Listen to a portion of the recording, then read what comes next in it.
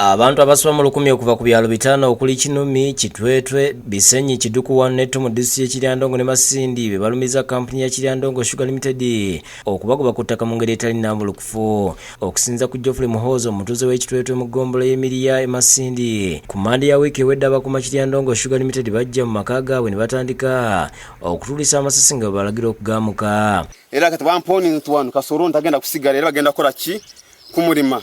Nebuuza lwaki omuntu nave nalimemereyo ate nga yasosokera kulya.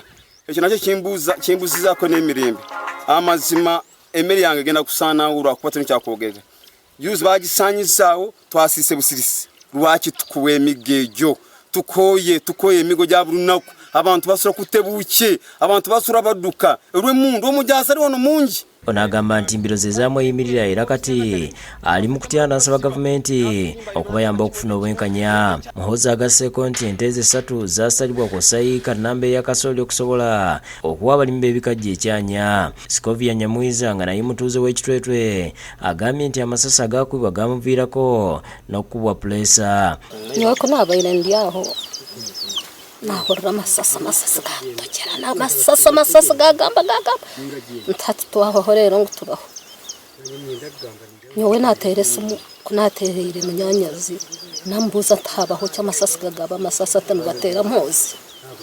Lutabasigira David omutuuze w'Ekinumi mu ggombolola y'Emiriya abadde ku ttaka lino emyaka 13 naye nga okuva aba Kiryandongo Sugar Limited lwe bajja poliisi zebasiba nti olw'okusaalimbira ku ttaka eritali lyabwe. Batumigira kimwe bahinga ebibuga by'abantu bahinga ebishambo by'abantu emisoro bagiziika abantu baboroga mbwe nitwe nk'abanyayuganda ntwebuze turi abanyayuganda.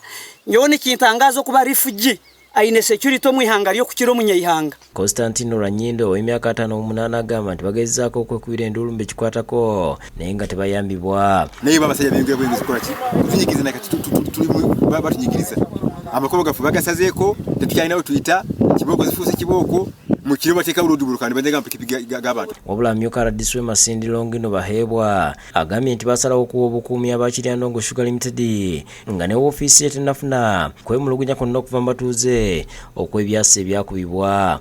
And in case happen they come and report, then we find out. And actually tomorrow we are going to have a security committee. If it was like that, we would have captured it, then we'll go on ground and see what these people are saying.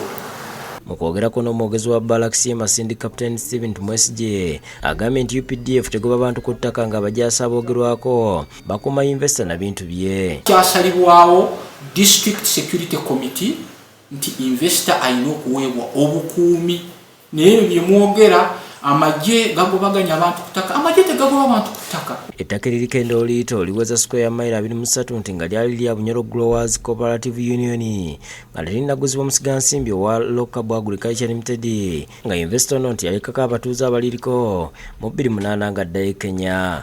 Joseph Waguma yakusakidde Gulano ku Lwabukedde TV.